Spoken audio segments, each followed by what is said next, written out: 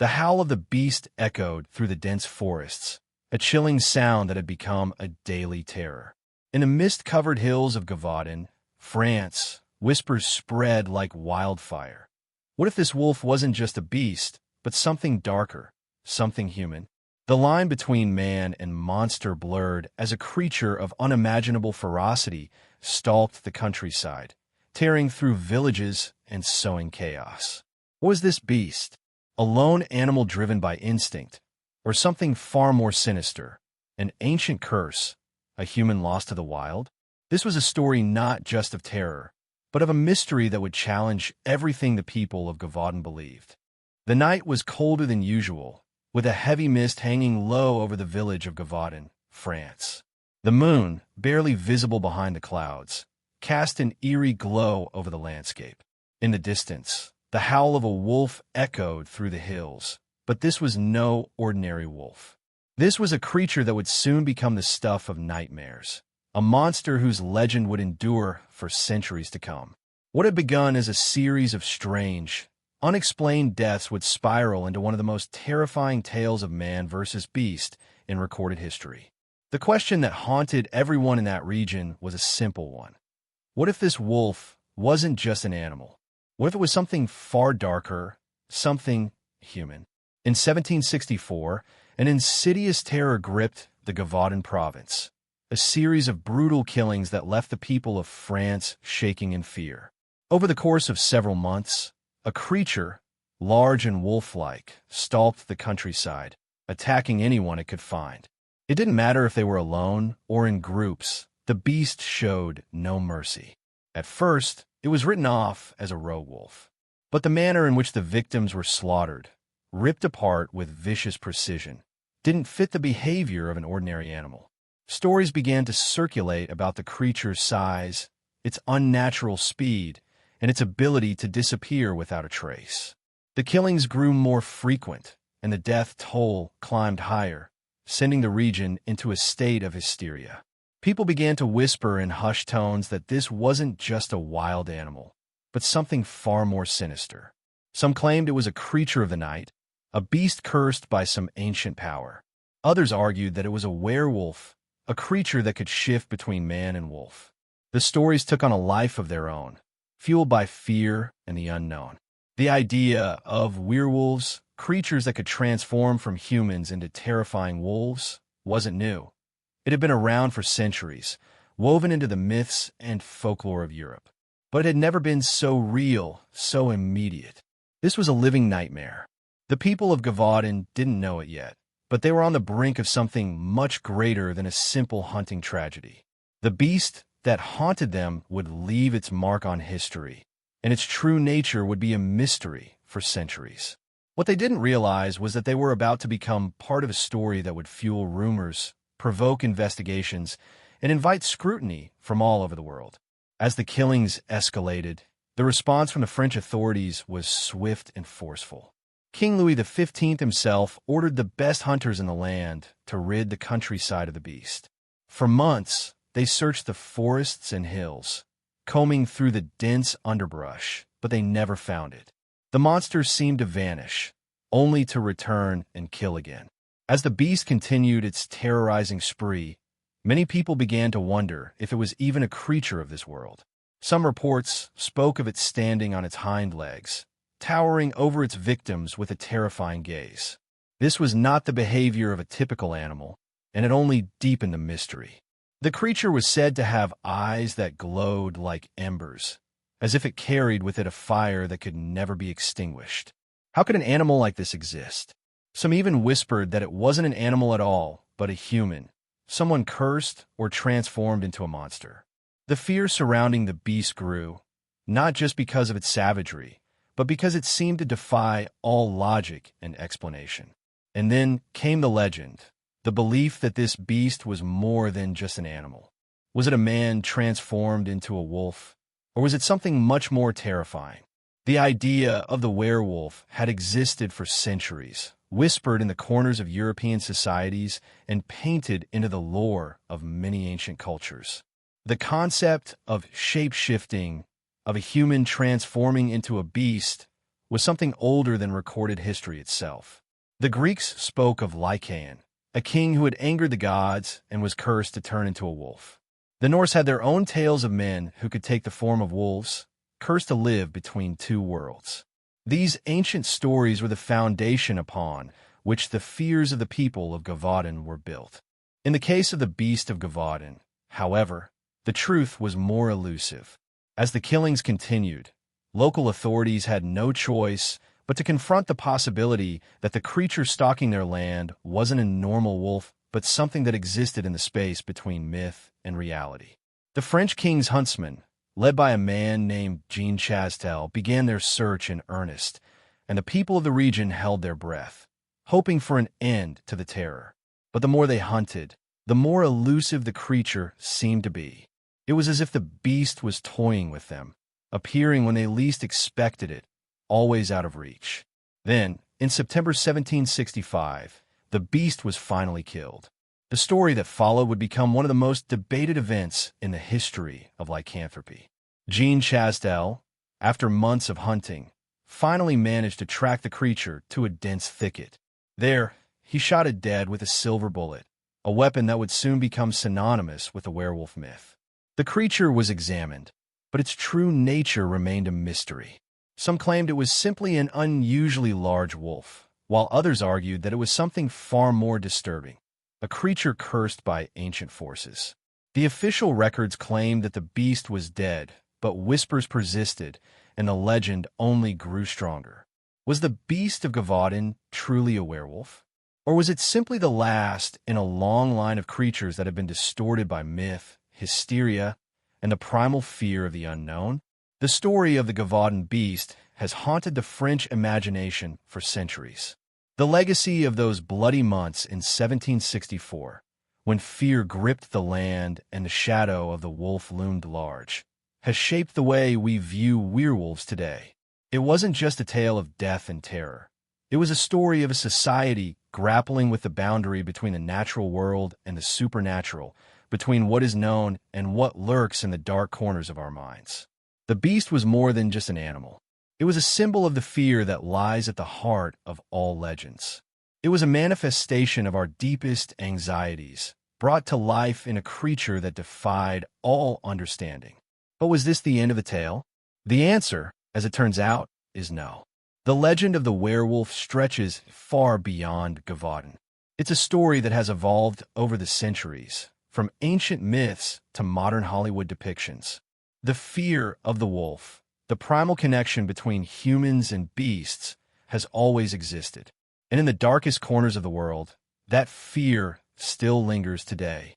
The beast of Gavaden may have been killed, but the legend remains, and the question still echoes. Was it truly a beast at all? Or was it something far darker, something human?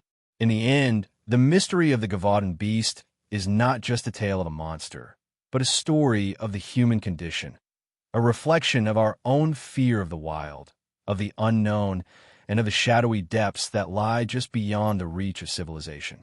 It asks us to confront what lies beneath the surface of our own humanity, and it leaves us wondering just how close we are to the creatures we fear most. Lycanthropy, the ability to transform into a wolf, has deep, ancient roots that stretch across the globe, touching civilizations long before Europe's medieval fascination with werewolves.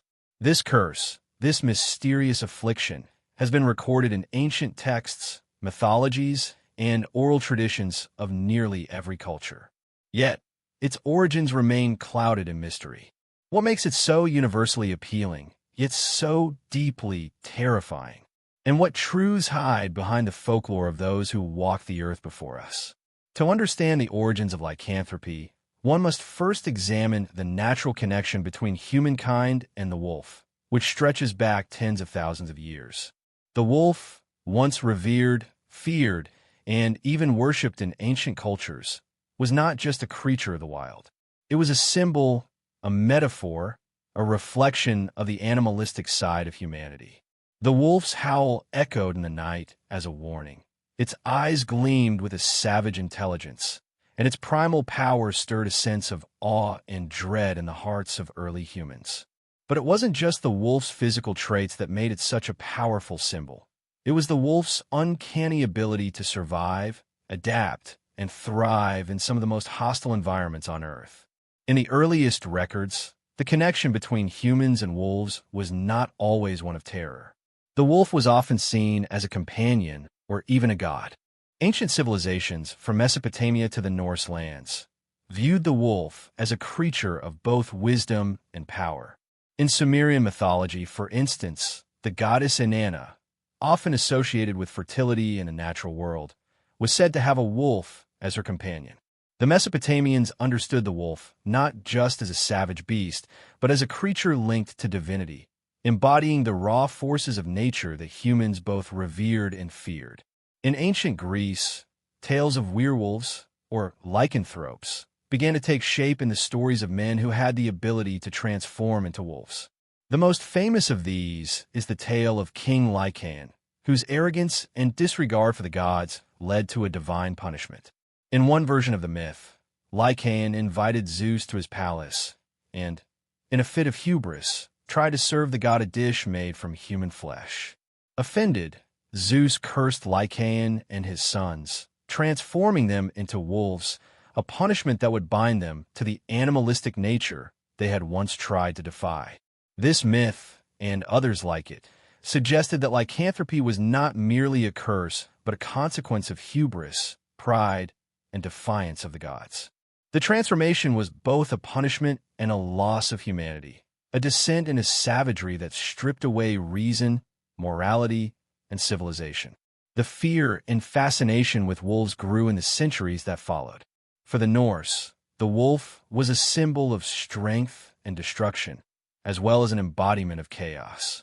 The Norse god Odin was said to have two wolves, Jerry and Freki, who accompanied him in battle and hunting. But the Norse also warned of the dangers of the wolf. In their mythos, the great wolf Fenrir, a monstrous creature destined to bring about the death of Odin during Ragnarok, represented the ultimate destructive force. Fenrir was a reminder that the wolf, while powerful and revered, was also a symbol of uncontrollable chaos, a force that could not be tamed or understood. The Norse also believed that humans could take on the form of wolves, a process referred to as the berserker transformation, where warriors would dress in wolf pelts and channel the wild, ferocious energy of the animal in battle. These warriors were believed to tap into the primal rage and power of wolves, becoming a blur between human and beast in their frenzy. But it wasn't just in the north that humans encountered this idea of transformation. In the heart of Africa, many tribes and cultures maintained beliefs in shape-shifting rituals. The werewolf myth was not confined to Europe alone. In certain African cultures, particularly in regions like the Congo, the idea of people transforming into wolves or other animals was deeply rooted in the spiritual beliefs of the people. These transformations were not seen as a curse, but as a spiritual rite, a way to commune with the natural world and the spirits that governed it. However, there were darker interpretations too. In some cases, the transformation was viewed as a form of sorcery, a powerful ability that could be used for both good and evil. In ancient Egypt, while the wolf itself wasn't revered as a deity, the connection to transformation was still present. The Egyptians had long believed in the concept of Ka, the idea that every living being had a spiritual double or essence that could leave the body during dreams or moments of deep meditation. Some interpretations of Egyptian beliefs suggest that the Ka could transform into an animal, much like the werewolf legends, although the wolf wasn't as prominent in Egyptian lore as in other cultures. Still, the idea of transformation and the blending of human and animal nature persisted in their spiritual practices. And then, of course, there was the rich tradition of werewolf myths throughout the Celtic and Slavic regions of Europe. The Celts, for example, believed that warriors could become wolves during battle, an idea that was later incorporated into the larger European werewolf tradition. The transformation in these cases was not only about strength, but also about reconnecting with nature, with the untamed power of the world. For the Slavs, the werewolf myth was closely tied to the changing of seasons, the cycle of death and rebirth, and the harsh, unpredictable forces of nature. Wolves were seen as the boundary between the human and the supernatural, a bridge to the spirit world that could be crossed during rituals or moments of intense emotional or spiritual turmoil. But while these stories were ancient, they would not remain buried in the past. In the Middle Ages, the fear of wolves took on an entirely new dimension. The transition from a world steeped in pagan beliefs to a Christianized society created a fertile ground for the werewolf to evolve into something darker. Christian teachings viewed wolves not as symbols of power, but as agents of evil, emissaries of Satan, and creatures to be eradicated. The wolf, once a revered animal, became a creature of pure malevolence. The Catholic Church, which wielded immense power during the Middle Ages, denounced the worship of wolves and the belief in shape-shifting, branding such beliefs as heretical. It was during this time that the werewolf became associated with witchcraft, possession, and demonic transformation. It was no longer just about a transformation into an animal. It was a transformation into something unnatural, something that was both feared and condemned. In the 16th and 17th centuries, reports of werewolf sightings and attacks began to spread like wildfire across Europe. These reports, often involving mass hysteria and witch trials, marked the beginning of the werewolf's modern legend. It was during this time that the idea of the lycanthropic curse came to the forefront, a belief that certain individuals were cursed or possessed, turning them into wolves under the full moon. These individuals were often accused of committing terrible crimes, from bloodthirsty killings to the practice of black magic. The fear of werewolves, intertwined with the growing power of the Inquisition, led to the persecution of supposed lycanthropes, many of whom were tortured and executed for their alleged crimes. But even as the werewolf became a symbol of evil, the idea of transformation continued to capture the human imagination. People in medieval Europe still believed that werewolves existed, and their stories, full of terror, suffering, and blood, spread across the continent. By the time the Renaissance began to take hold, the myth of the werewolf had morphed into a story of duality, a human trapped between two worlds, one foot in the civilized, rational world, and the other in the primal, ferocious world of the wolf. Even in modern times, the appeal of lycanthropy remains as strong as ever. From ancient legends to Hollywood films, the werewolf continues to captivate, reflecting our enduring fascination with the darker aspects of human nature. Whether as a metaphor for our struggle with inner demons or as a representation of our primal instincts, lycanthropy remains an essential part of the human story, an ancient fear that speaks to something deeper within us, something we may never fully understand. The idea that a human could be transformed into a beast, that the line between civilization and savagery could be so easily crossed, speaks to the very heart of our anxieties. And those centuries have passed since these first tales were told. The fear they embody still lingers in the shadows. The question of whether werewolves ever truly existed, or if they were merely the product of myth, superstition, and fear, remains one of the most tantalizing enigmas of history. Were these creatures of legend nothing more than stories spun by an ancient, frightened population? Or could there be something more to these tales, something rooted in real events and encounters? The history of lycanthropy is filled with accounts of people who were accused of being werewolves, individuals whose transformation into wolves or wolf-like creatures was not only believed by their contemporaries, but documented in gruesome detail. The question persists, haunting those who study the phenomenon. Were these people simply deluded or mentally disturbed, or were they the victims of something far more strange and unsettling? One of the most fascinating aspects of the werewolf myth is the repeated theme of humans transforming into wolves, either voluntarily or as a punishment. It's a notion that has appeared across cultures and epochs, from ancient myths to the more modern tales of bloodthirsty monsters. Yet there are those whose experiences with lycanthropy go beyond folklore and delve into the realm of historical record. Numerous reports of real werewolves have surfaced throughout the centuries, accounts that have been written down, published, and even investigated by local authorities. These stories are often chilling, detailed, and in some cases, deeply unsettling, providing a window into a world where the line between myth and reality appears to blur in the most disturbing ways. One such case is that of Peter Stubb, the notorious werewolf of Bedburg, who became one of the most infamous figures in the history of lycanthropy. In the late 16th century, Stubb was accused of committing a series of horrific murders in the town of Bedburg, Germany. The victims were often young children and women, found savagely mutilated with telltale signs of wolf-like attacks. But what made the case particularly alarming were the allegations that Stubb himself had turned into a wolf during his crimes. In his confession, extracted through brutal torture, Stubb claimed that he had been given a magical belt by a mysterious man, a belt that allowed him to transform into a wolf at will. He spoke of his insatiable bloodlust, recounting how he would stalk his victims in the form of the beast, enjoying the hunt and the kill. Stubb's confession was damning, and he was sentenced to death for his crimes. The case of Peter Stubb is often cited as one of the most compelling examples of a real werewolf encounter, especially since his transformation was described in such vivid detail. But the circumstances surrounding Stubb's confession and the subsequent trial raise serious questions. Was Stubb simply a deranged killer who fabricated the story of lycanthropy to justify his heinous acts?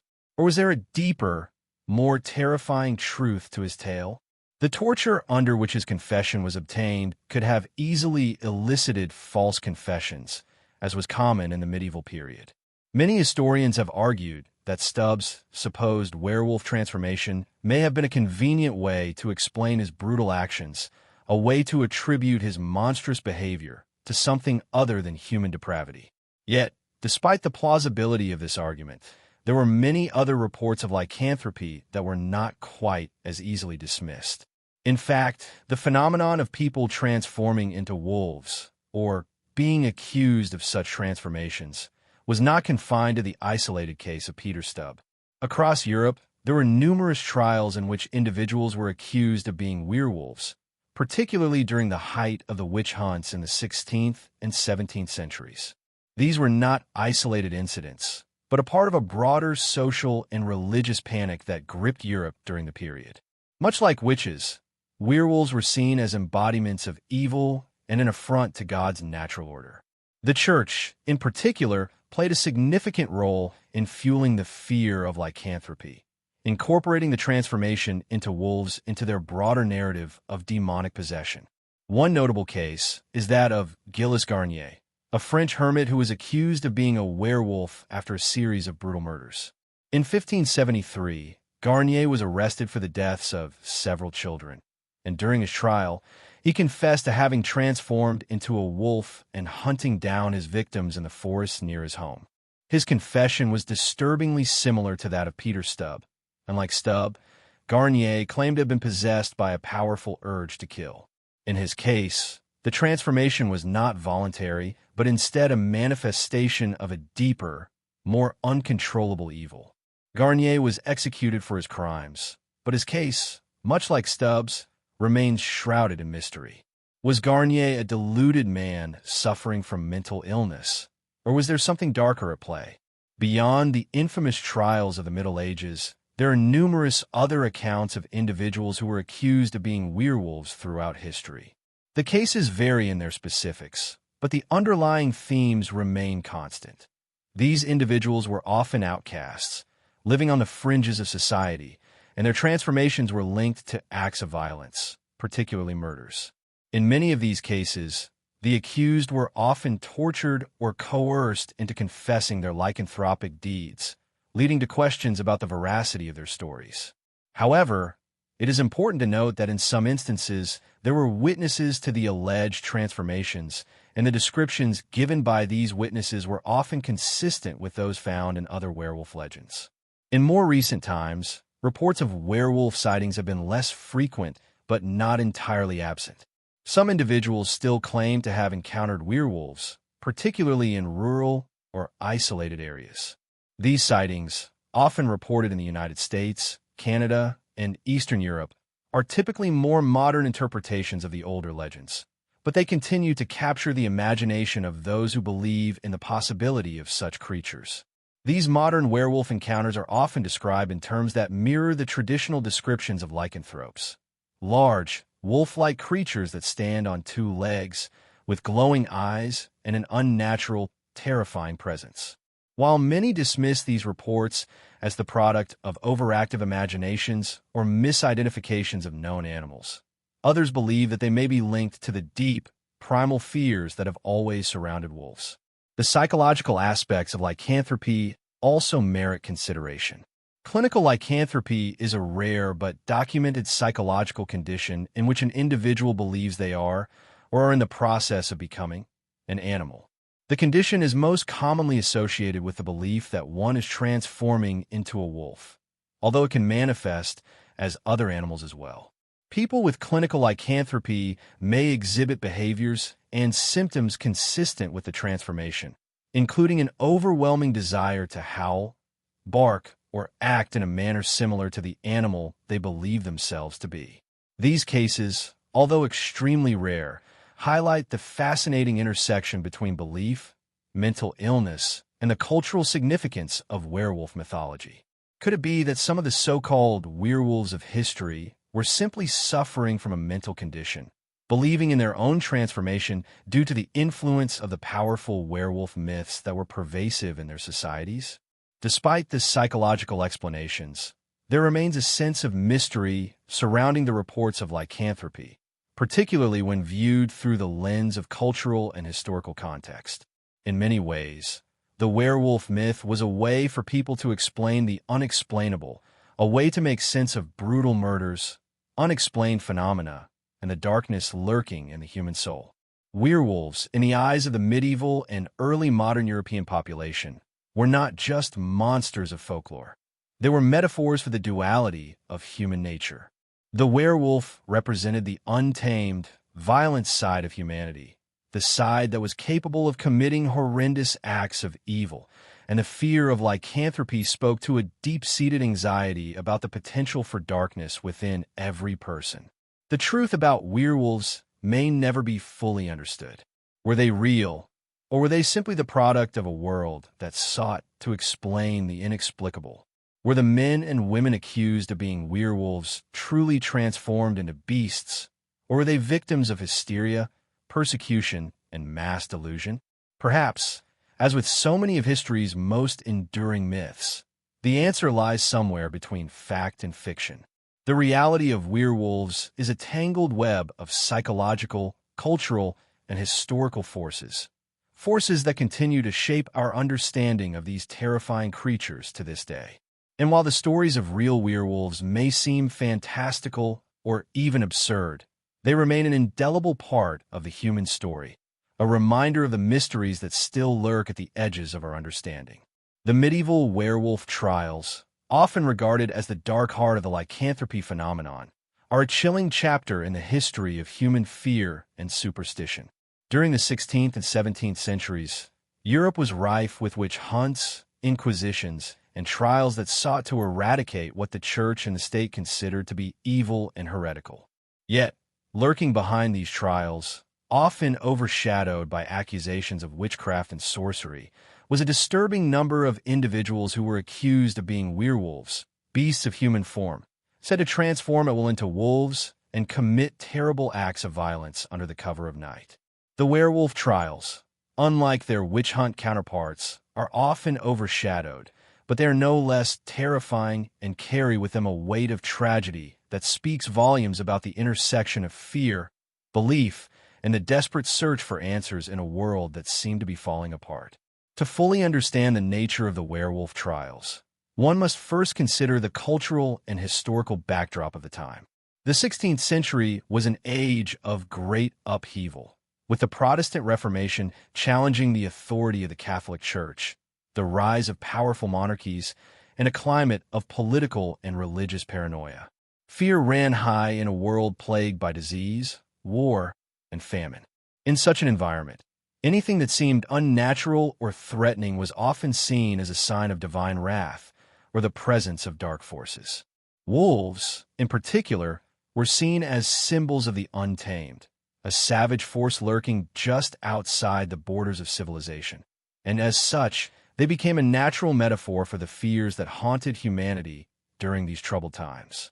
Werewolves, those human-beast hybrids, embodied this fear in the most visceral way possible. People who could slip between the world of men and the world of animals, free from the constraints of both.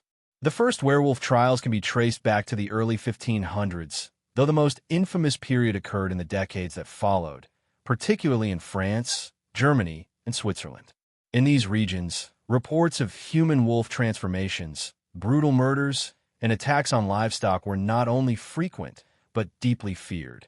The belief that certain individuals had the power to transform into wolves became widely accepted by the people, fueled by local superstitions, folklore, and the Church's increasingly strict interpretation of the Bible. In an age when the supernatural was often treated as fact, the idea that a person could become a wolf through some arcane or demonic ritual was not just plausible. It was considered a genuine threat. One of the earliest and most significant werewolf trials took place in 1521 in the town of Dole, in what is now modern-day France. A man named Jean Grenier, a 16-year-old boy, was accused of being a werewolf after he confessed to having been raised by wolves in the wilderness. Grenier, whose story was harrowing and bizarre, claimed that he had been initiated into a secret group of werewolves who lived in the forests, preying on animals and humans alike. In a chilling twist, he described a ritual in which he was given a wolf skin, allowing him to assume the form of a wolf and partake in violent hunts. His testimony, despite being forced through interrogation and the threat of execution, was accepted by the court, and Grenier was condemned to be imprisoned for life. This trial is one of the earliest recorded instances where the accusation of lycanthropy was taken seriously by authorities. But it wasn't an isolated case. Throughout Europe, accusations of werewolf activity spread rapidly. In 1589, the infamous werewolf of Poligny, a man named Michel Verdun, was tried and executed after confessing to having murdered several children in the form of a wolf. Like Grenier, Verdun's confession was extracted through extreme torture, but his story was disturbingly similar to others. He spoke of transforming into a wolf and hunting his victims in the countryside.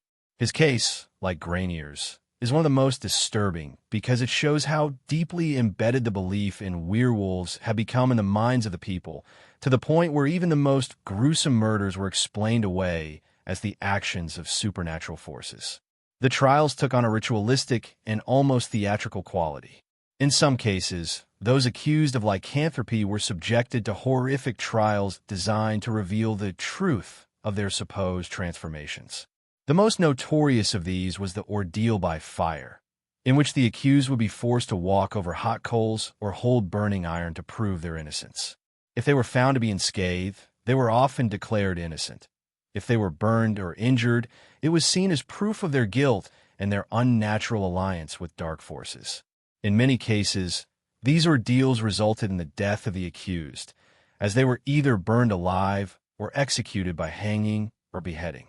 The trials were not just about proving whether someone was a werewolf. They were a grim reminder of the powerlessness of ordinary people in the face of institutional authority and superstition.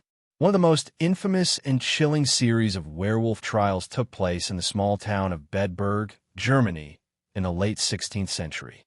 Peter Stubb, a man who would later become known as the Werewolf of Bedburg, was accused of committing a series of gruesome murders, many of them involving the mutilation of children and livestock.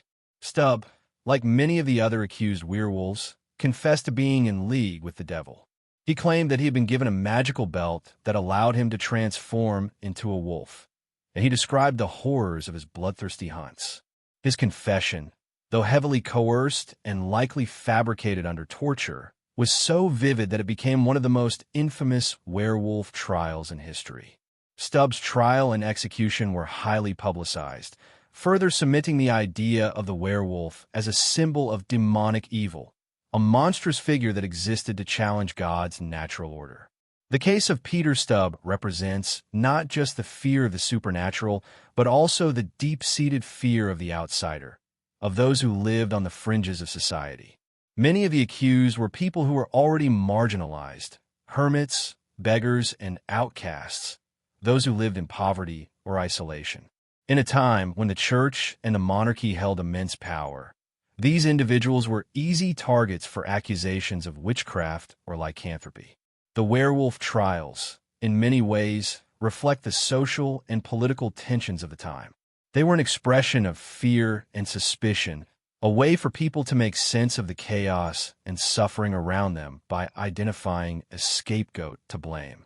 The brutality of the werewolf trials didn't end in the 17th century, though they did eventually diminish as the Enlightenment began to take hold in the 18th century. As rationalism and scientific inquiry grew, belief in the supernatural and in creatures like werewolves began to wane. The trials were replaced by more empirical investigations into criminal behavior, and the judicial system gradually moved away from torture and supernatural explanations for crime. The rise of modern medicine and psychology, along with a greater understanding of the natural world, made the belief in lycanthropy seem increasingly out of place. The last werewolf trial in Europe occurred in the early 18th century, marking the end of a dark and disturbing era in which fear and superstition ran rampant. Yet, despite the decline of the werewolf trials, the legacy of these events still haunts us today. The stories of accused werewolves, tortured into confessions and burned at the stake, reflect not just the violence of the era, but also the deep fears that gripped medieval society. The werewolf was not merely a mythical creature in this context. It was a living, breathing terror, one that was used to explain the inexplicable and to punish those who were deemed outsiders or threats to the established order. The legacy of the werewolf trials also speaks to the power of myth and folklore. Even in modern times, the image of the werewolf remains a powerful symbol in literature, film, and popular culture. Whether as a metaphor for the darker sides of human nature or as a symbol of the conflict between civilization and savagery, the werewolf continues to captivate and terrify. The brutal trials of the past may have ended, but the myth of the werewolf endures, forever lurking in the shadows, waiting for the full moon to rise again. In the end, the werewolf trials stand as a reminder of the dangers of superstition, of the ways in which fear can twist and warp human understanding, and of the lengths to which society will go to root out perceived evil. They are a stark testament to the destructive power of myth, the fragility of reason, and the enduring, primal fear of the unknown. The werewolves of the past may have been products of hysteria, but the terror they inspired is very real, even centuries later. As we delve deeper into the story of werewolves, we must confront the notion that the phenomenon of lycanthropy isn't merely confined to the pages of ancient mythology or the gruesome trials of the past. In fact, there are modern accounts, sightings, and experiences that continue to fuel the belief that the werewolf is not just a myth, but a lingering, perhaps misunderstood, part of our world. The age-old question persists. Could there be something to the legends of these human-beast hybrids, something that remains unexplained by modern science? Could there be actual sightings of these creatures today? And if so, what do these modern werewolf encounters reveal about the enduring nature of the myth? To answer these questions, we must look at contemporary reports, examining the strange, often eerie experiences that have been shared by those who claim to have encountered creatures resembling the legendary werewolf. Over the past century, numerous sightings of wolf-like creatures have been reported across the world. These creatures often defy logic and challenge the boundaries of known biology. Witnesses have described animals that appear to walk on two legs, stand much taller than normal wolves, and possess an unnatural presence. The most famous and widespread of these modern werewolf encounters is the story of the Beast of Bray Road, a creature said to prowl the rural roads of Wisconsin. For decades, locals have reported seeing a large, wolf-like creature, often standing on two legs, with glowing eyes and an ominous presence. Witnesses describe the creature as having the appearance of a humanoid wolf, with features that seem both animalistic and unnatural. Some reports claim that the creature was capable of moving at incredible speeds, and there are even stories of it attacking livestock and leaving behind unsettling physical evidence. The Beast of Bray Road is by no means an isolated case. Similar reports of humanoid wolves have been made across the United States, from the Michigan Dogman to the loup-garou sightings in Louisiana. In many of these cases, the creatures are described in terms that align closely with traditional werewolf lore: large, bipedal, and capable of terrifying feats of strength and speed. Eyewitnesses often report a sense of dread or unease in the presence of these creatures, as though they were confronting something unnatural. The prevalence of these reports, particularly in rural or forested areas, raises intriguing questions about the persistence of werewolf legends in the modern age. Could these creatures be the result of misidentifications of known animals, such as bears or large dogs, or could there be something more to these encounters that science cannot yet explain? Some researchers and cryptozoologists believe that the modern sightings of werewolf-like creatures may be linked to a phenomenon known as cryptid behavior, in which creatures that are unknown to science are reported but remain elusive and unproven. These cryptids, ranging from Bigfoot to the Loch Ness Monster, are often described as animals that exist just beyond the reach of conventional biology, inhabiting areas where humans rarely venture and remaining hidden from mainstream scientific observation. The idea that werewolf-like creatures could be part of this category of cryptids is a fascinating theory that ties the modern phenomenon of lycanthropy to the tradition of cryptozoology. Perhaps these creatures are not shapeshifters in the supernatural sense, but rather an undiscovered species of animal that has existed in secret for centuries, hiding in the deep forests and remote regions of the world. There are also psychological factors that could help explain the persistence of werewolf sightings in the modern era. Clinical lycanthropy, a rare psychological condition in which individuals believe they can or have transformed into an animal, particularly a wolf, has been documented in several cases. These individuals may exhibit symptoms that resemble the behaviors of a werewolf, such as a desire to howl or engage in animalistic behavior. While these cases are exceedingly rare, they add an intriguing layer to the modern werewolf phenomenon. Could some of the sightings of werewolf-like creatures be the result of individuals suffering from this condition, misinterpreting their own delusions as encounters with real creatures? In some instances, witnesses may even be influenced by their own fears and cultural conditioning, seeing shapes and figures in the shadows of the night that align with their expectations of what a werewolf should look like. The question of werewolves is further complicated by the impact of folklore and media on contemporary perceptions of these creatures. The image of the werewolf has been shaped and solidified by centuries of myth and storytelling, and in modern times, the pop culture portrayal of werewolves in films, books, and television shows has only intensified this image. Werewolves are no longer just creatures of folklore.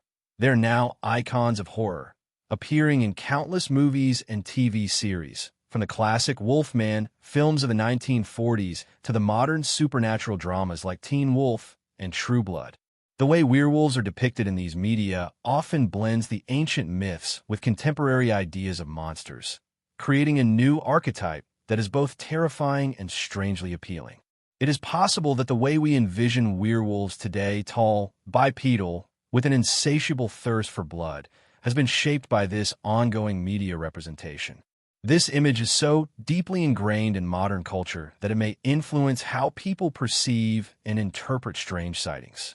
In some instances, individuals who claim to have encountered werewolf-like creatures may be projecting their understanding of these creatures based on what they've seen in films or heard in stories.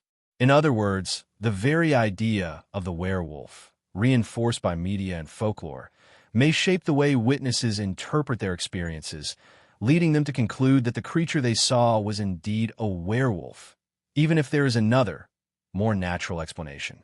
One of the more perplexing aspects of modern werewolf sightings is the consistency of the descriptions. Although many of these reports come from different regions and time periods, witnesses often describe creatures that share similar features.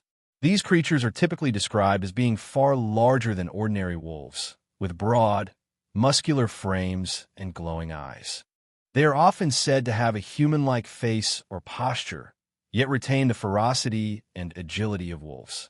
The consistency of these descriptions across different reports is striking, suggesting that there may be some underlying truth to the phenomenon, whether it is a misidentification of real animals, a psychological phenomenon, or something far more mysterious. Yet, even as we explore the possibility of a cryptid explanation for modern werewolf sightings, we must acknowledge that these encounters often take on a deeply unsettling quality. Witnesses frequently report a sense of being watched, stalked, or even hunted by the creatures they encounter. The creatures are described not only as physical beings, but also as possessing a sense of intelligence, as though they are aware of the witnesses and can anticipate their movements. This sense of awareness, combined with the creature's uncanny ability to vanish into the night, gives the encounters an almost supernatural quality. In some cases, witnesses report that the creatures appear to have no fear of humans and seem to behave with a confidence and precision that is not characteristic of ordinary animals.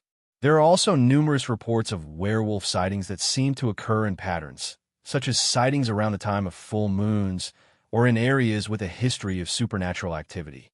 These patterns could simply be the result of coincidence, or they may point to something deeper, something that ties these modern sightings to the ancient myths of werewolves.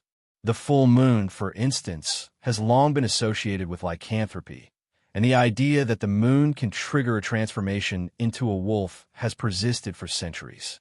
While the connection between the moon and werewolves may be purely symbolic, the fact that so many sightings occur around the time of the full moon is curious.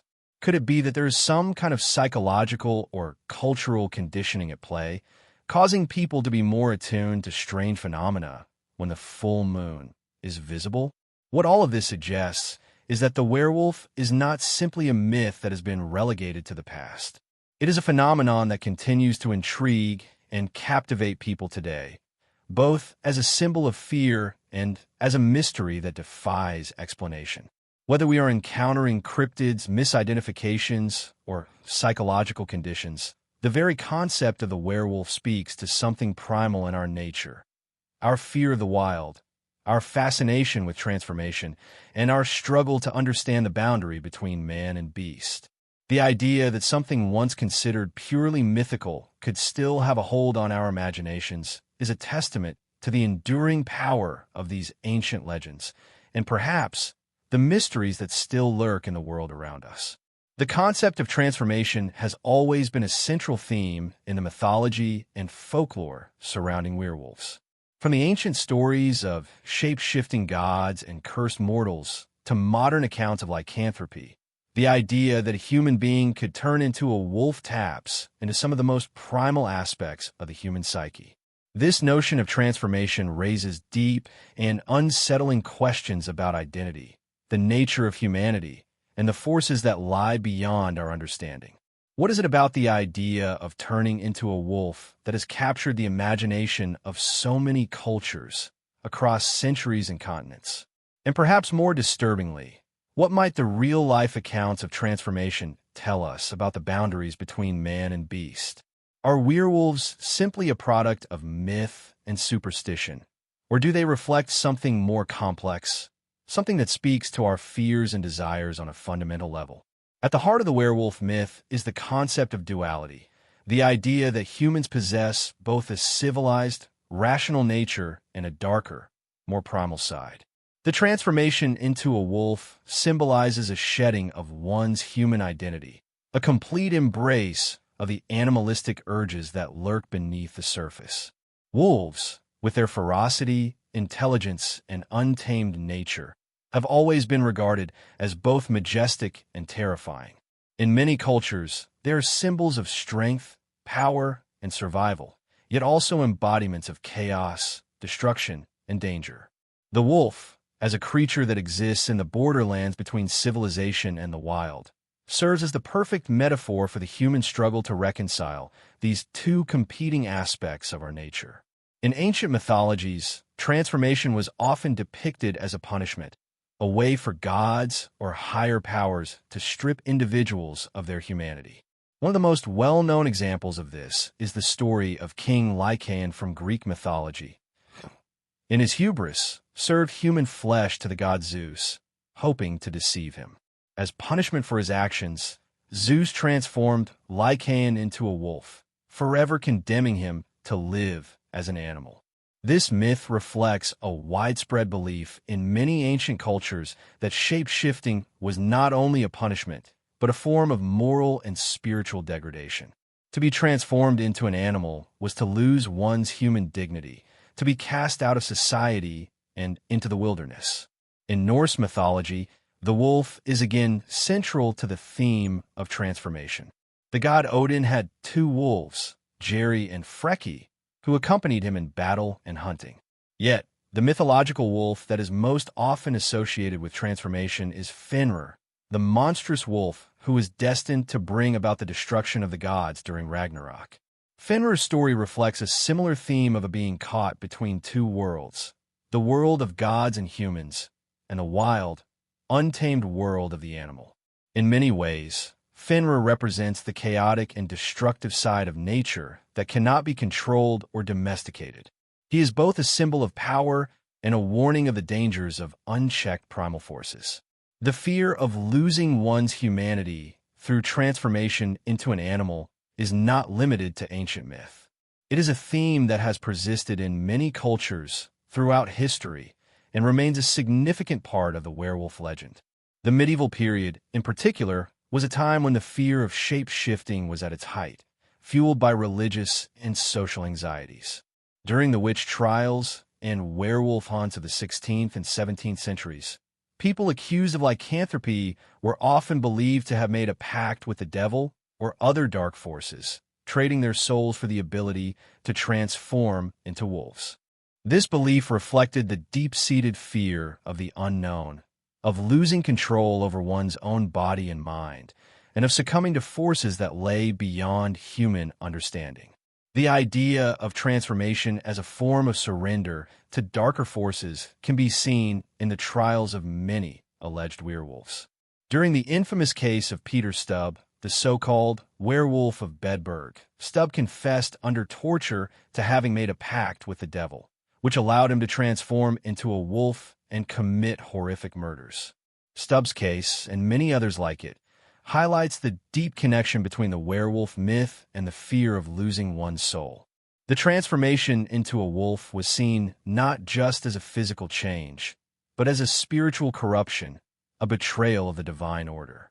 Werewolves, in this context, were not merely dangerous creatures. They were symbols of moral and spiritual decay, beings who had crossed the line between the human and the animal.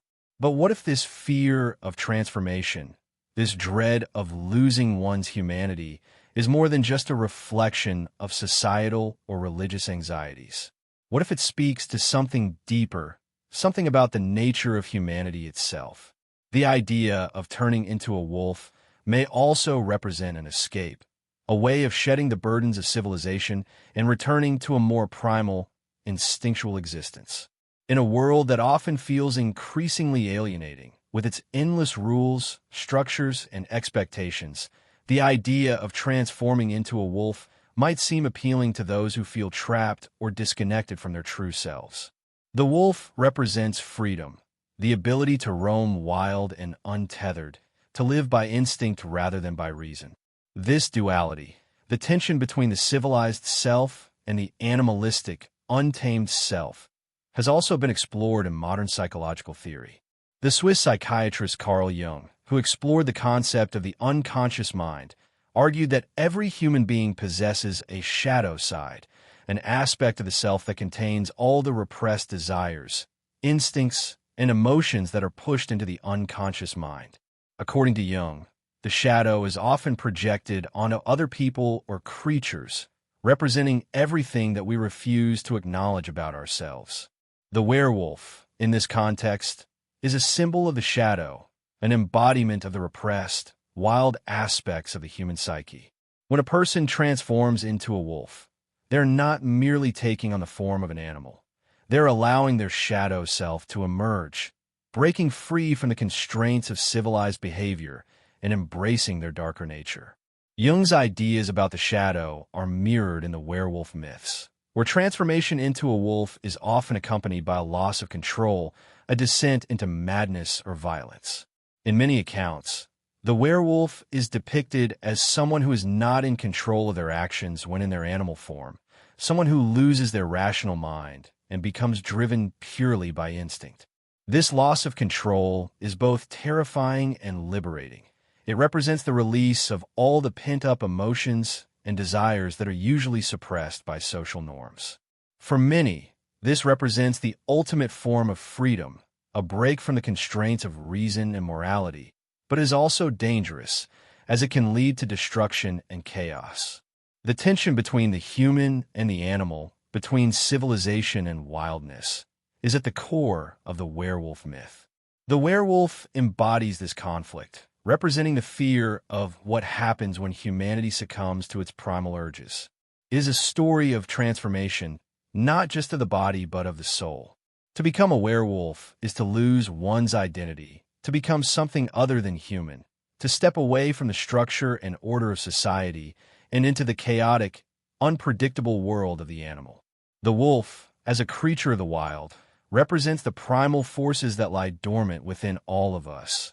The violence, the lust, the hunger, the need to survive at all costs. It is a force that, when unleashed, can break through the veneer of civilization and reduce us to something less than human. But what does it mean to embrace this darker side? Is it a surrender to evil, as many myths suggest? Or is it a reclaiming of something essential, something that has been suppressed by centuries of societal control? The werewolf myth leaves us with more questions than answers, forcing us to confront the contradictions and complexities of the human experience. Are we merely civilized animals, or are we something more? And if the boundaries between man and beast are not as fixed as we might like to believe, what does that say about the nature of humanity itself? The modern fascination with werewolves often plays with these themes, exploring the idea of transformation in a way that speaks to contemporary concerns about identity, power, and the struggle to reconcile our inner desires with the demands of society. Whether in literature, film, or television, werewolves are no longer just monsters. They are complex, multifaceted characters who represent the eternal struggle between the civilized self and the wild, untamed side of our nature. The werewolf, like all great myths, hold a mirror up to us, forcing us to ask uncomfortable questions about who we really are and what we are capable of when we lose control. In the end, the werewolf remains a powerful symbol, a reminder that within each of us lies the potential for transformation. It is a symbol of both fear and freedom, a creature that straddles the line between humanity and the animal world. And as long as we continue to grapple with the complexities of our own nature, the werewolf will remain a part of our collective consciousness, lurking in the shadows, waiting to emerge when we least expect it. The lore surrounding werewolves extends far beyond the notion of simple myth and superstition. One of the most fascinating aspects of lycanthropy is how deeply it intersects with ancient, forgotten beliefs, hidden societies, and the esoteric practices that have persisted through time. From secret orders and mysterious cults to forgotten rituals and cryptic symbols, the story of werewolves, particularly in the context of occult and esoteric thought, reveals a deeper layer to this enigmatic phenomenon. Werewolves have long been tied to secret knowledge, mystical rites, and forbidden knowledge that transcends the popular myths of monstrous creatures and bloodthirsty rampages. The ancient and often hidden elements of the werewolf mythos, along with the symbolic meanings attached to the transformation from human to wolf, speak to an enduring connection between the occult, transformation, and the darker aspects of the human soul.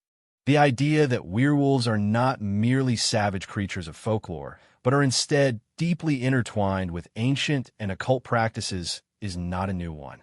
In fact, throughout history, there have been countless reports of secret societies and cults that allegedly sought to harness the transformative powers associated with lycanthropy. These societies, often operating in secrecy and shrouded in mystery, were said to have discovered hidden methods of attaining the power to change shape. The rituals of these groups were rumored to involve ancient incantations, the invocation of dark deities, and complex rites that allowed the initiates to transcend their mortal bodies and take on the form of wolves or other animals through arcane means. These practices, often rooted in the pagan traditions of Europe and other ancient cultures, were thought to be a way of accessing forbidden knowledge and tapping into powers that lay beyond the reach of ordinary human beings. In many cultures, wolves were revered as powerful totems or spiritual guides, embodying qualities of strength, intelligence, and survival. In ancient Greece, for example, the cult of Artemis, the goddess of the hunt, revered the wolf as a sacred animal. The goddess was often depicted accompanied by wolves, and it was believed that those who wished to be initiated into her mysteries had to undergo a transformation, sometimes symbolically and sometimes physically, into the shape of the wolf. In Celtic traditions, the wolf was a symbol of both the warrior spirit and the wild forces of nature, embodying the untamable essence of the natural world. The connection between the wolf and the warrior class is particularly prominent in Norse mythology, where warriors known as the berserkers were believed to have the ability to take on the physical traits and ferocity of wolves during battle. These warriors were often associated with shape-shifting rituals and secret practices, believed to enable them to channel the primal, animalistic energy of the wolf to enhance their combat prowess. One of the most enduring symbols of werewolf lore in occult circles is the concept of the inner beast. This idea suggests that every person, regardless of their outward appearance or social status, has a hidden, wild side, one that is primal, untamed, and often suppressed by the rigid structures of society. The werewolf represents the unleashing of this inner beast, a metaphor for the struggle between the civilized self and the raw, instinctual nature that lies dormant within every individual. In many occult traditions, the ability to control this inner beast is seen as a form of spiritual mastery, a way of transcending the limitations of the human condition and attaining a higher level of understanding. To transform into a werewolf, in this sense, is not merely to succumb to animal urges, but to master them, to embrace one's true nature while remaining in control. This occult interpretation of lycanthropy is particularly evident in the medieval and Renaissance periods, when witchcraft and alchemy were seen as pathways to uncovering hidden truths and unlocking latent powers. During this time, werewolves were often associated with witches, who were believed to possess the ability to transform themselves into animals through the use of spells, potions, and other mystical practices. In fact, many of the so-called werewolf trials during the height of the witch hunts were inextricably linked to accusations of witchcraft. In some cases, individuals accused of being werewolves were believed to have entered into pacts with demonic forces, exchanging their souls in return for the ability to shapeshift and commit acts of violence. These accusations were often deeply rooted in fears of the unknown and the desire to control forces that seemed beyond human comprehension. However, not all occult beliefs surrounding werewolves were framed as purely evil or demonic. In some mystical traditions, lycanthropy was seen as a symbol of spiritual enlightenment, a way of transcending the limits of the physical world and achieving union with the divine. The transformation into a wolf, in these esoteric circles, was often viewed as a metaphor for the shedding of the ego, the false self that keeps individuals tethered to worldly concerns. The wolf, as an archetype, represented a return to the wild, a reawakening of the soul's connection to the natural world, and an acceptance of the raw, unfiltered forces of existence. This view of lycanthropy as a form of spiritual rebirth can be seen in various occult texts, where the werewolf is portrayed not as a monster, but as a symbol of liberation and personal transformation. The concept of the werewolf as a symbol of personal transformation has parallels in many occult and alchemical traditions. Alchemists, who sought to transmute base metals into gold, often spoke of their work as a process of spiritual transformation. The quest to turn lead into gold was, in many ways, a metaphor for the alchemist's journey to purify the soul and reach a higher state of consciousness. Similarly, the transformation from human to wolf was seen as a metaphor for the purification of the self, the stripping away of the false self, and the embracing of a more primal, unencumbered existence. Just as the alchemists sought to transmute the material world, the werewolf's transformation symbolized the ability to transmute the self, to break free from the constraints of the mundane world and experience life in its most elemental form. Moreover, the notion of werewolves as agents of hidden knowledge aligns with the esoteric traditions of secret societies. In various parts of the world, particularly in Europe, secret orders such as the Rosicrucians, Freemasons, and other mystical groups have been associated with the quest for hidden wisdom and power.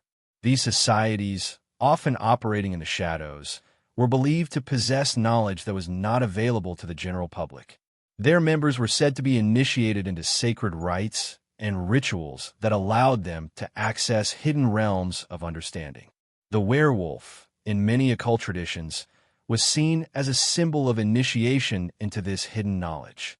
Just as a werewolf undergoes a transformation from man to beast, so too did initiates into these secret societies undergo a spiritual transformation, shedding their former selves in order to embrace a higher state of awareness.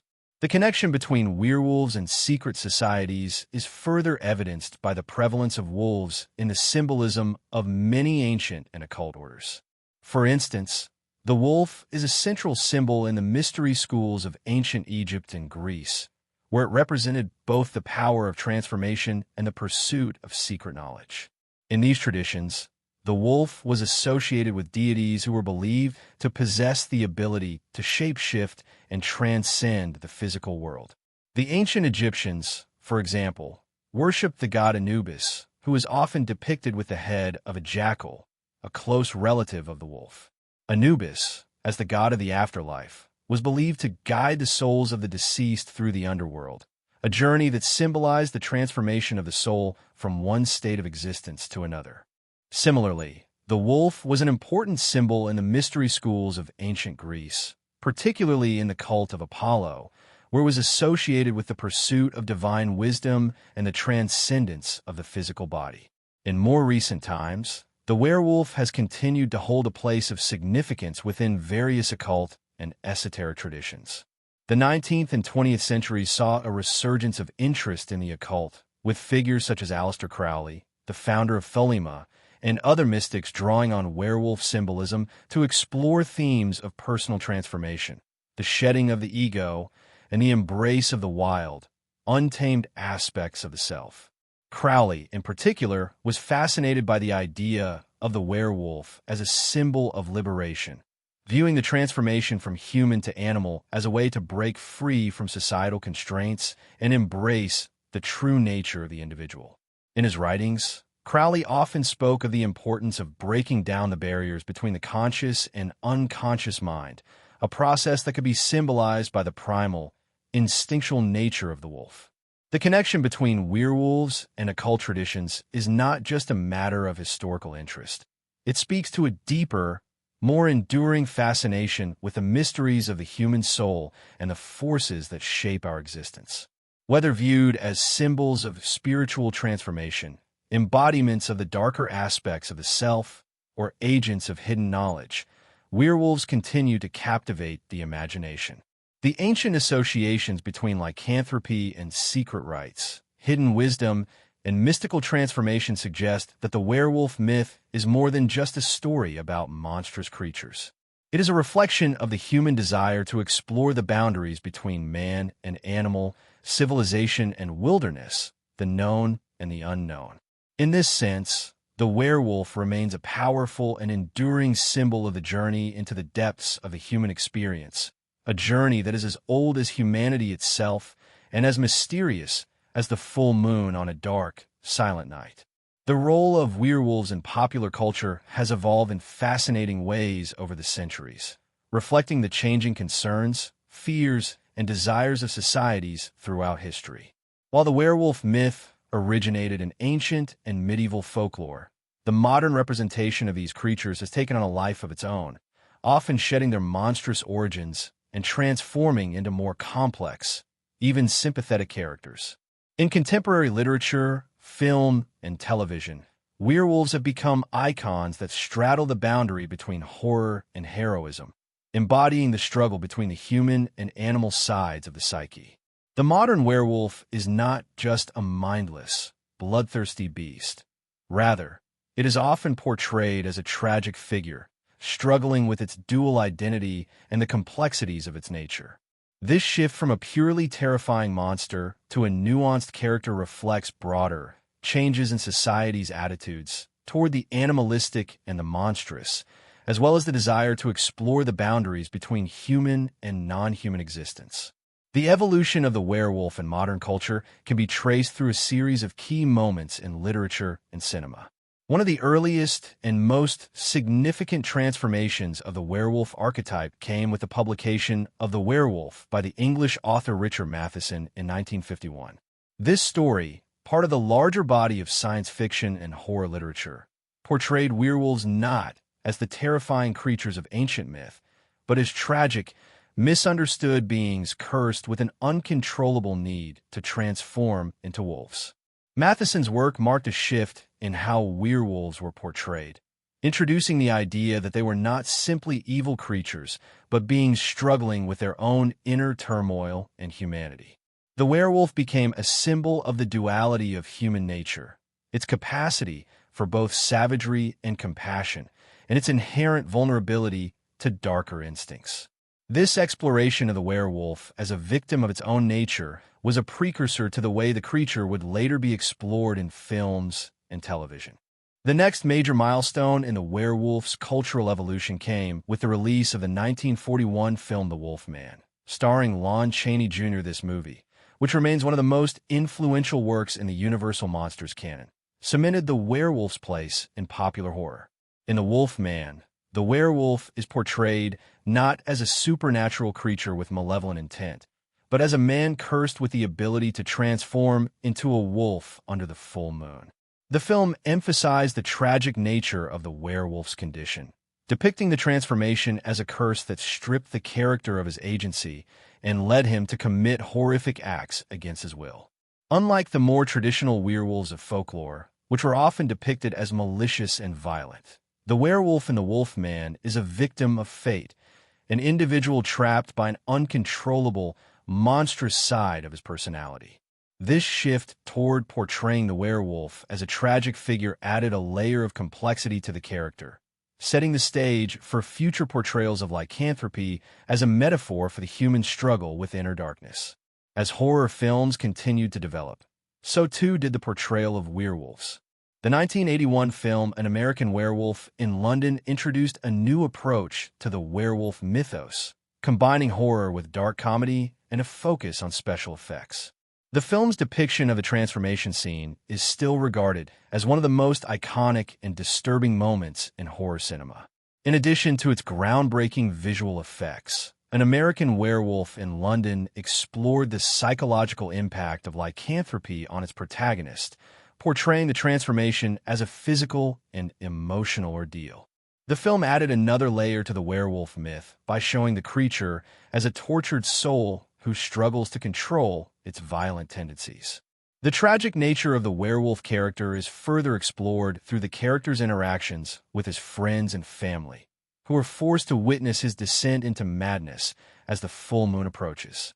In this sense, An American Werewolf in London portrayed lycanthropy not just as a physical curse, but as a mental and emotional burden that slowly destroys the individual's sense of self.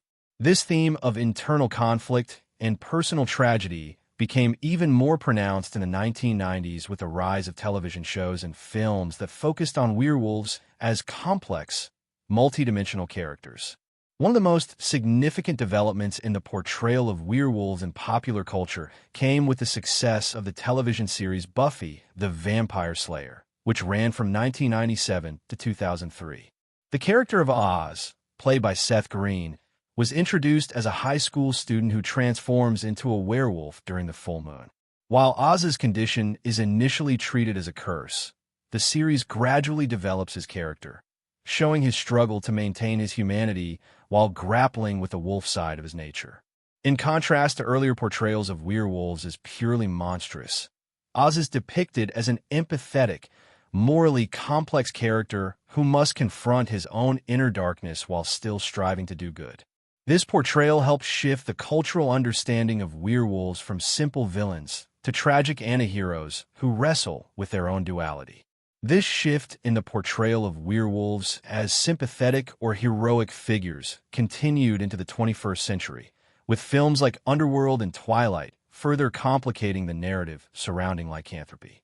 In Underworld, the werewolves, referred to as lycans, are depicted as both victims and warriors, struggling against vampire overlords in a centuries-old war. The film's portrayal of lycanthropy as a transformative and empowering condition taps into a modern fascination with personal strength, survival, and rebellion against oppressive systems. In contrast to the traditional image of the werewolf as a tragic figure cursed with uncontrollable violence, Underworld frames lycanthropy as a condition that can be embraced and used for personal empowerment. Similarly, in Twilight, the werewolf characters, such as Jacob Black, are portrayed as loyal protectors who ultimately choose to embrace their wolf form as a source of strength. These modern portrayals of werewolves, while still emphasizing the struggle between the human and animal aspects of the character, have shifted the focus from fear and tragedy to empowerment and personal growth. The portrayal of werewolves as both victims and warriors in these contemporary works reflects broader cultural shifts in how society views transformation and personal identity. As modern culture has become more focused on individualism and personal agency, the werewolf myth has evolved into a symbol of self-empowerment. Whereas earlier portrayals of werewolves emphasized the uncontrollable nature of the transformation and the loss of self that accompanied it, today's werewolves are often portrayed as individuals who must learn to accept and master their duality. In this sense, the werewolf has become a symbol of inner strength, an embodiment of the struggle to reconcile opposing aspects of one's nature and find harmony within oneself. At the same time, the werewolf's role in popular culture has also been shaped by the rise of supernatural themes in literature and film. The 2000s saw a resurgence of interest in the supernatural genre, with films, television shows, and books focusing on creatures like vampires, werewolves, and other mythological beings.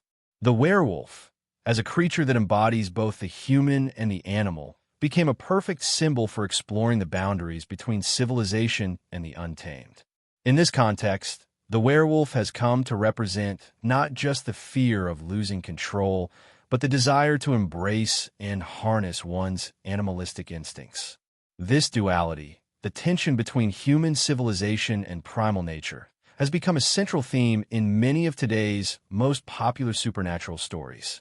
In addition to its exploration in literature and film, the werewolf myth has also been adapted and reinterpreted in various forms of media, including video games, graphic novels, and even modern-day rituals. In role-playing games like Werewolf, The Apocalypse, players take on the role of werewolves, exploring themes of spiritual warfare, environmentalism, and the battle between humanity and the forces of nature. In these games, werewolves are often depicted as protectors of the natural world, fighting to prevent the forces of destruction from corrupting the earth. This modern interpretation of werewolves taps into growing concerns about environmentalism and the relationship between humanity and the planet. The werewolf, as a creature tied to the wilderness, becomes a symbol of the need to reconnect with nature and protect the earth from exploitation and destruction. The continued popularity of werewolves in popular culture can also be seen in the resurgence of interest in folklore and myth. Many modern stories, from the best-selling Mercy Thompson series by Patricia Briggs to the Nightshade trilogy by Andrea Kramer, have drawn on the rich tradition of werewolf mythology while also reimagining the creature for contemporary audiences. In these modern retellings, werewolves are often portrayed as part of complex, hidden societies with their own codes of conduct, politics, and cultural rituals. This approach highlights the continuing relevance of the werewolf myth, as it allows for the exploration of themes such as identity, power, and the tension between the individual and the collective. By weaving together the old and the new, contemporary works that focus on werewolves allow for a deeper exploration of what it means to be both human and animal, and how the two identities can coexist. In the end, the modern portrayal of the werewolf has come to represent the timeless struggle between light and dark, humanity and nature, and civilization and the wild. As these creatures evolve in literature, film, and television, they continue to reflect our deepest fears, desires, and longings. The werewolf has transformed from a monstrous creature that instills terror into a figure of tragic heroism, empowerment, and personal growth. It is a symbol of the tension between opposing forces, the journey of self-discovery, and the constant negotiation between the civilized and the primal. In this way, the werewolf myth remains a powerful and enduring part of our cultural consciousness, evolving with the times, but always reminding us of the wildness that lies just beneath the surface of our human existence. The concept of lycanthropy, or the ability to transform into a werewolf, is not only a captivating subject in mythology and folklore, but it also touches upon some of the deepest psychological and societal fears and desires. The idea of human beings changing into beasts, shedding their civilized nature, and embracing a feral, untamed existence, speaks to an essential tension in human nature, the conflict between our desire for freedom and our need for order. For centuries, the werewolf has represented this internal struggle, embodying both our fear of losing control and our desire to embrace the primal aspects of our existence. Yet, beneath the surface of these ancient myths and modern interpretations lies an often overlooked aspect of lycanthropy: its deeper, symbolic connection to our own personal growth and transformation. In psychological terms, the werewolf is often seen as a manifestation of the shadow, a concept introduced by Carl Jung, the Swiss psychiatrist, to describe the unconscious part of the psyche that holds our repressed desires, fears, and instincts. The shadow is composed of everything about ourselves that we have denied, rejected, or buried due to societal constraints. Jung argued that embracing the shadow and integrating it into our conscious self is essential for personal growth. In this sense, the werewolf can be seen as a metaphor for the process of facing and accepting the darker, more animalistic side of ourselves, the part of us that we often fear or suppress. When a person transforms into a werewolf, they're not simply becoming a monster. They're confronting their inner darkness and, in a sense, reclaiming a part of themselves that society has forced them to hide. In the context of the werewolf myth, this transformation represents a release of repressed emotions, desires, and instincts. The human character who becomes a werewolf is often portrayed as someone who is struggling with a part of themselves that they cannot control or fully understand. The transformation into a wolf is a physical manifestation of the character's inner turmoil, as they are forced to confront their hidden desires and fears in a way that leaves no room for denial or repression.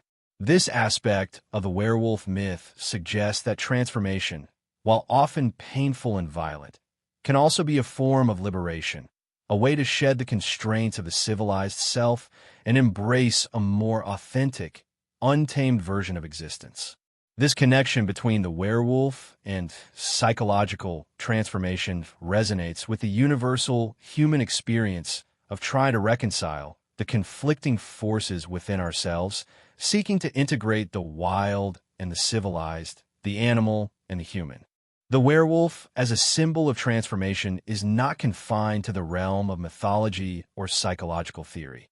It also appears in countless historical contexts where the boundaries between humanity and the animal world were blurred. During times of social and political upheaval, when the structures of society began to break down, or when individuals felt alienated from the norms of their culture, the werewolf became a potent symbol of rebellion and resistance. In medieval Europe, during the height of the witch trials and the rise of Christianity, werewolf accusations were often linked to fears of the other, those who lived outside the bounds of accepted social norms, whether through their beliefs, practices, or behaviors. The werewolf represented not only an attack on the Christian order, but also a challenge to the dominant, controlled vision of humanity. In this context, the werewolf was often associated with paganism, witchcraft, and the rejection of authority, representing the potential for individual empowerment and freedom from societal constraints.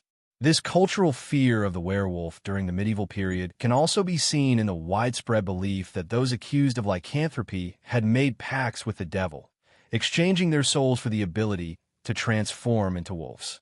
These accusations were typically made against marginalized groups, including peasants, women, and those living on the fringes of society, reflecting deeper anxieties about power, control, and conformity.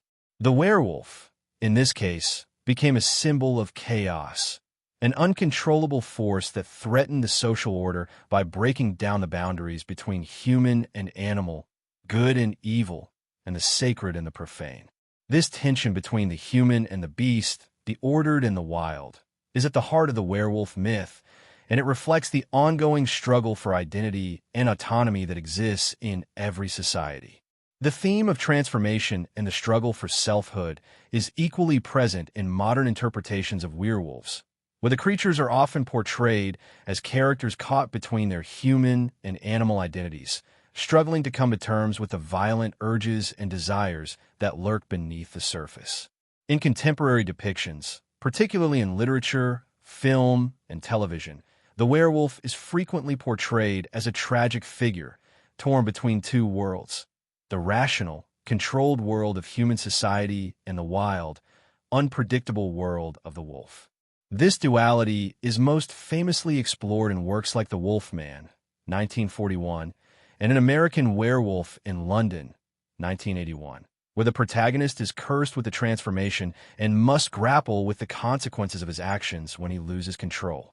These portrayals emphasize the inner conflict of the werewolf, highlighting the difficulty of reconciling one's animal instincts with the constraints of civilization. The werewolf is often depicted as a victim of its own nature, unable to escape the violent urges that arise when the full moon shines, even as they struggle to maintain their human morality. This internal conflict between the animal and the human is especially prevalent in the portrayals of werewolves as misunderstood, complex characters. In Buffy the Vampire Slayer, the character of Oz is a werewolf who constantly faces the challenge of balancing his human side with the animalistic urges that come with his curse. Unlike the monstrous werewolves of older folklore, Oz is portrayed as a sympathetic character who genuinely wants to control his transformation and live a normal life. Yet he is constantly haunted by his wolf side. This portrayal reflects a more contemporary view of werewolves, where the beast within is not necessarily evil, but rather a part of the character that must be acknowledged and integrated. Oz's struggle is a metaphor for the challenges we all face in reconciling our more primal instincts with the demands of society. His werewolf form represents the part of himself that he cannot fully control, but through acceptance and self-awareness, he learns to live with it. Similarly, in the Twilight series, the character of Jacob Black undergoes a transformation into a werewolf, but rather than being a mindless, ferocious monster, he is portrayed as a protector, a loyal friend, and a complex figure torn between loyalty to his pack and his romantic feelings for Bella. Jacob's werewolf form is depicted as both a source of power and a burden, as it forces him to confront the animal side of himself and the responsibilities that come with it. His transformation is not something that he embraces or enjoys, but rather something that he learns to manage in order to protect the people he loves. This portrayal adds depth to the werewolf myth, shifting the focus from the fear of transformation to the acceptance and integration of one's more primal nature. The werewolf, in this sense, becomes a metaphor for the internal struggle between the urges to protect, love, and control, while at the same time dealing with the darker, more destructive parts of the self. These modern interpretations of werewolves also highlight the ongoing cultural fascination with the idea of transformation itself, the desire for change, reinvention, and self-discovery. In many ways, the werewolf is the ultimate symbol of transformation, as it embodies the human longing to break free from the constraints of society and embrace a more authentic, untamed version of the self. The transformation from human to wolf represents not only the shedding of societal expectations, but also the exploration of hidden desires, emotions, and fears. In a world that often demands conformity and control, the werewolf myth provides a tantalizing glimpse into a life that is free from the constraints of human civilization, where one can embrace the untamed forces of nature and live according to one's own instincts and desires. At its core, the werewolf myth is a story about the tension between control and chaos, civilization and wilderness, human and animal. It explores the ways in which the boundaries between these realms are constantly shifting and collapsing, often in ways that challenge our understanding of identity, morality, and power. The werewolf represents the part of us that is both human and animal, both rational and primal, both good and evil. It is a symbol of the internal struggles we all face as we seek to reconcile our desires and our fears, our darker impulses and our higher ideals. In this sense, the werewolf is more than just a monster. It is a mirror reflecting the complexities of the human condition, forcing us to confront the forces that lie beneath the surface of our everyday lives. As we continue to explore the mythology of werewolves in modern culture, it becomes clear that the legend of the werewolf is not just about monstrous transformations and savage beasts. It is about the deeper, often hidden aspects of the self that we must all confront if we are to understand who we truly are. The werewolf, in all its forms, serves as a reminder that transformation, whether physical, psychological, or emotional, is a fundamental part of the human experience. It is through this transformation that we come to understand both our power and our vulnerability, our freedom and our limitations, our humanity and our wildness. The werewolf, then, is not just a creature of the night. It is a symbol of the eternal struggle to become whole. Throughout history, the idea of werewolves has been interwoven with the darkest and most mysterious parts of human nature. However, what truly captivates us about lycanthropy is not simply the transformation into a creature of the night, but the deeper, often hidden threads that tie the werewolf to human psychology, cultural history, and the ongoing battle between civilization and the wilderness. This battle for control, the tension between the wild, untamed forces of nature and the structures that society imposes, has always been central to the werewolf legend. At the heart of the werewolf myth is the concept of transformation, not just physical, but also psychological, spiritual, and social. It is a journey into the unknown, into the recesses of the mind and the subconscious, where the wild beast within lurks, waiting for the chance to emerge. The process of becoming a werewolf is not just a literal transformation of flesh and bone. It is a metaphorical shedding of one's human identity and stepping into something primal and ancient. In many cases, the transformation is portrayed as a loss of control, where the character's human side is overwhelmed by the savage instincts that the wolf represents. This transformation, though often depicted as violent or uncontrollable, carries with it a certain allure. It is an expression of the human longing for release from the constraints of society, an abandonment of the roles that we are forced to play in our everyday lives. The werewolf, in this sense, is a figure of liberation. It allows the character to embrace the darker aspects of their personality, to give in to the primal urges that lie dormant beneath the surface. And yet, in doing so, it often comes with a cost, highlighting the tension between the desire for freedom and the consequences of unrestrained power. This struggle is also reflected in the social and historical context of the werewolf myth. Throughout history, society has attempted to control and suppress its darker instincts. The impulses that, if unleashed, could disrupt the social order and destroy the harmony of civilization. The fear of the werewolf, particularly in medieval and early modern Europe, was not just a fear of the creature itself, but a fear of the breakdown of the established social order. The werewolf was seen as a symbol of chaos, a force that existed outside the boundaries of human civilization, challenging the moral and ethical codes that held society together. In a world that was ruled by rigid class structures, religious authority, and laws of conduct, the werewolf represented a breakdown of these systems. It was the embodiment of the wild, untamable forces that could tear apart the carefully constructed fabric of society. This fear of chaos was amplified during periods of social instability, such as during the witch hunts and religious trials of the 16th and 17th centuries. The werewolf was often associated with witches, and accusations of lycanthropy were sometimes used as a means of scapegoating marginalized individuals. These were individuals who were seen as outsiders, whose behaviors, beliefs, or lifestyles threatened the accepted norms of society. The werewolf, in this context, became a symbol of rebellion against authority, a manifestation of the forces that lay outside the control of the ruling powers.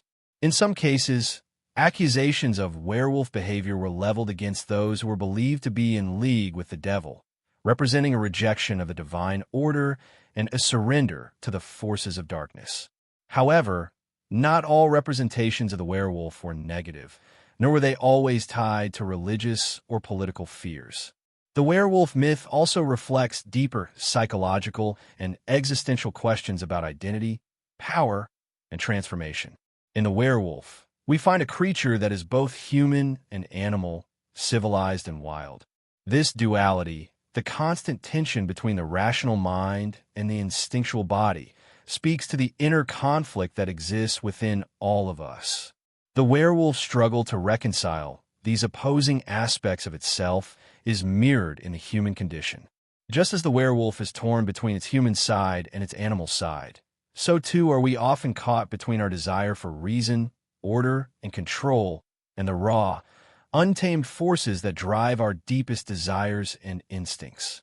The werewolf, in this sense, becomes a mirror for our own struggles with identity and self-control. This internal conflict is most clearly expressed in modern interpretations of lycanthropy, where the werewolf is often portrayed as a tragic figure, a person who must grapple with their own monstrous nature. In recent decades, films, television shows, and literature have portrayed the werewolf as someone who must learn to live with or suppress the animal side of their nature. These characters often experience deep internal conflicts, torn between their desire to be good, to follow societal rules, and their uncontrollable urge to embrace the wolf within them. This internal tension reflects our own struggles with self-doubt, shame, and the desire to fit into a society that often demands conformity. The werewolf, then, becomes a symbol of our own fears and desires, a reminder of the darkness that exists within us all and the struggle to keep it in check. The portrayal of the werewolf in popular culture has shifted over time, reflecting changing attitudes toward the individual and society.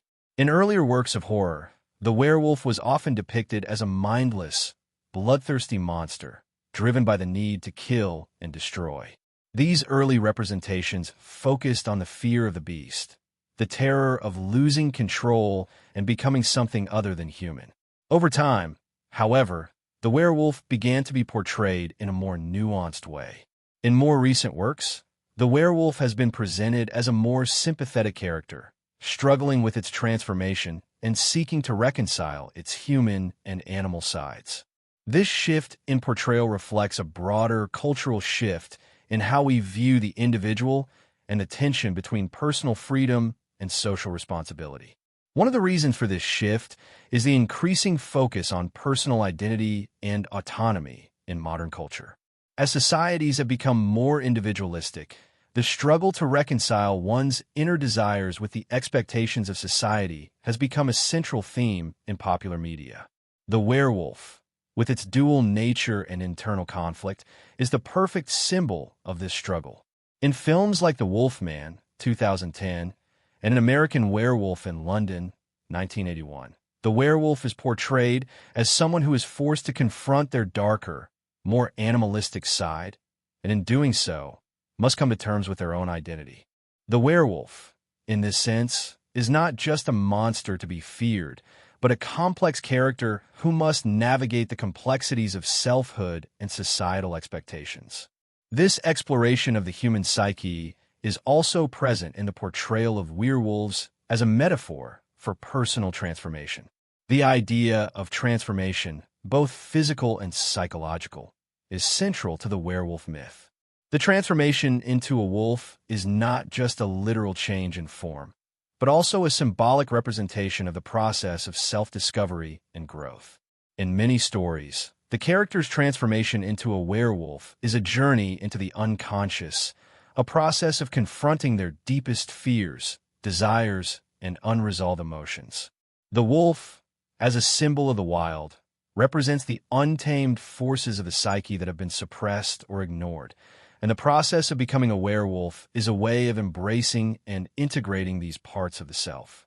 This theme of personal transformation is evident in works like The Howling, 1981, and Teen Wolf, 1985, where the werewolf is portrayed as a rite of passage, a way of embracing one's true nature and finding power in the process of change. In some ways, the werewolf myth serves as a reminder of the power of the unconscious mind, the part of us that lies hidden beneath the surface of everyday life.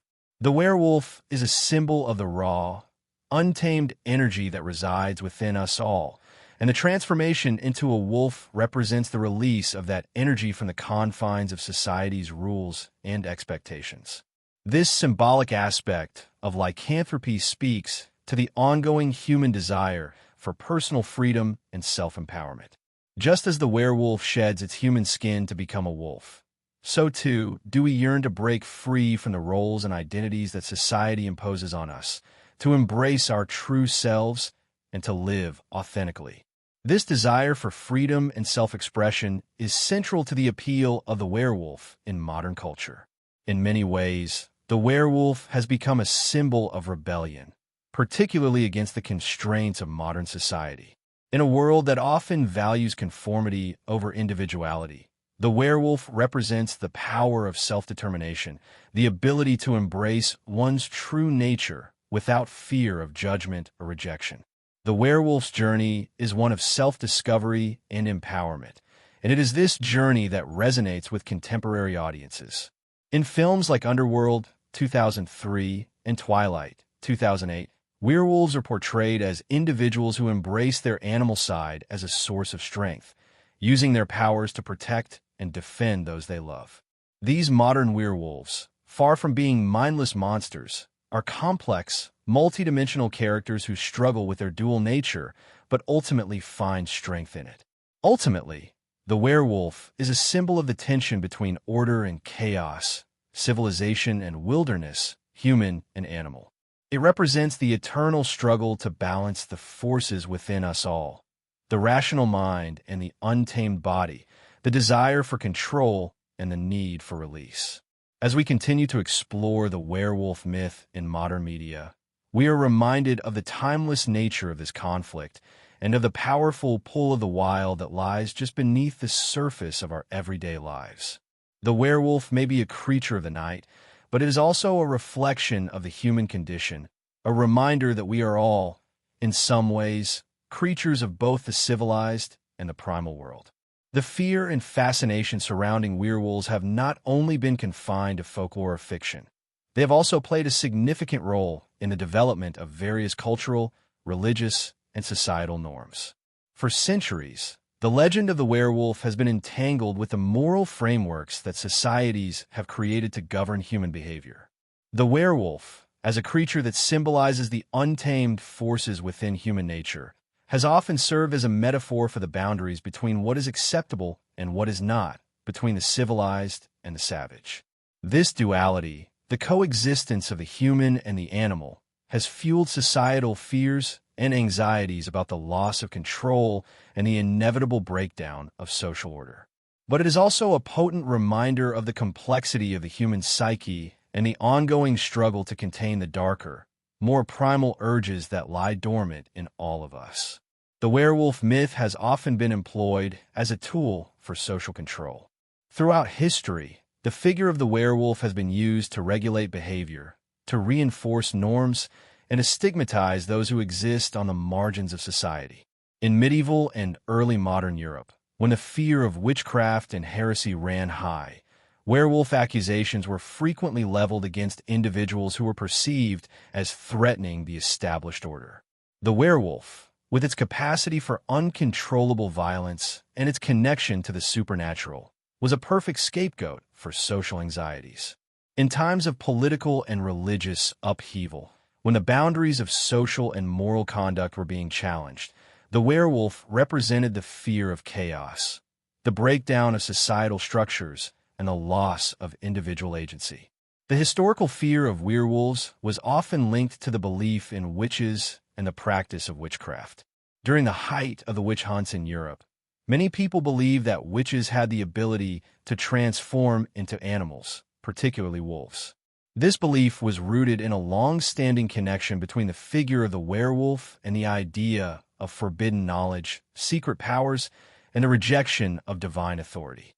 In many cases, individuals accused of being werewolves were thought to be in league with the devil, using their powers to harm others or defy the moral order of society. The werewolf, in this context, became a symbol of rebellion against God and the established social and religious norms, embodying everything that was considered unholy and dangerous.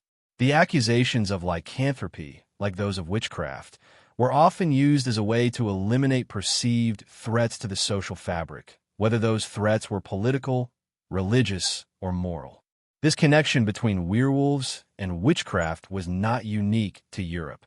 In other parts of the world, particularly in Africa and the Americas, similar beliefs in shape-shifting werewolves or human-animal transformations have persisted throughout history.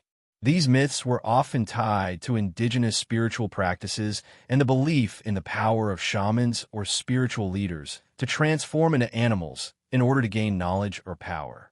In many cultures, the werewolf figure was seen as a trickster or a shapeshifter, someone who existed outside the boundaries of conventional society and whose actions could not easily be categorized as either good or evil. The werewolf, in these contexts, represented a force of nature, wild, unpredictable, and sometimes dangerous, but also potentially transformative and liberating. In modern times, the werewolf myth has undergone a significant transformation, particularly in popular culture. Where once the werewolf was a figure of fear and dread, it is now often portrayed as a tragic or sympathetic character, struggling with its dual nature and trying to reconcile its animal instincts with its human conscience. This shift reflects broader cultural changes, particularly in the way that modern societies view individualism, identity, and personal freedom. In films, television shows, and literature, the werewolf has evolved from being a mindless, destructive force to a character who is torn between the human world and the animal realm, trying to maintain some semblance of control over its darker impulses. This modern portrayal of the werewolf highlights a shift in cultural attitudes towards the nature of humanity itself, suggesting that the boundaries between civilization and savagery are not as clear-cut as we would like to believe. The portrayal of werewolves as complex, multidimensional characters in modern media reflects a growing interest in the psychological and emotional aspects of transformation. The werewolf, as a symbol of personal change and self-discovery, resonates with contemporary audiences because it speaks to the internal struggles that many people face in their own lives. In modern stories, the werewolf is often portrayed as a person who must come to terms with their own darker side, confronting the primal forces within themselves that they may have spent their entire lives trying to suppress. The werewolf's struggle to control its transformation becomes a metaphor for the human condition, the constant battle to control one's emotions, desires, and impulses to balance the need for self-expression with the demands of society. The idea of transformation itself is central to the werewolf myth. Whether viewed as a curse or a gift, the process of becoming a werewolf is always a profound and often traumatic experience. In many stories, the transformation is portrayed as an involuntary event that happens without warning, often during moments of heightened emotion or stress. This uncontrollable nature of the werewolf's transformation speaks to the fear of losing control, of being overtaken by forces that we cannot understand or contain. The transformation is not just a physical change, but also a psychological and emotional one. The character who becomes a werewolf must confront their innermost fears and desires, and in doing so, must come to terms with the parts of themselves that they have long ignored or denied. The werewolf's journey, in many ways, is one of self-acceptance. The transformation represents the shedding of the old self, the suppression of the primal, animalistic urges that have been buried beneath the surface, and the embrace of a new, more authentic version of the self. The werewolf's animal nature is often portrayed as something that is both feared and revered. It represents the raw power and instinctual knowledge that lies beyond the reach of rational thought. In many ways, the werewolf embodies the idea of personal empowerment, as it is through embracing the wild, untamed forces within oneself that the character is able to find strength and clarity. However, this empowerment comes at a cost. The werewolf, even in its most sympathetic portrayals, is still a creature that must live with the consequences of its actions, whether those actions are violent, destructive, or simply the result of a loss of control. This theme of transformation and self-empowerment is central to the appeal of the werewolf in contemporary culture. In stories like Twilight and Underworld, werewolves are often portrayed as characters who must embrace their animal side in order to gain power and strength. In these stories, the werewolf is not a monster to be feared, but a character who must learn to control their primal instincts and use them for good. This shift in portrayal reflects broader cultural changes in how we view personal identity and empowerment. The werewolf, in this sense, has become a symbol of the modern struggle to embrace one's true nature, to break free from societal constraints, and to live authentically.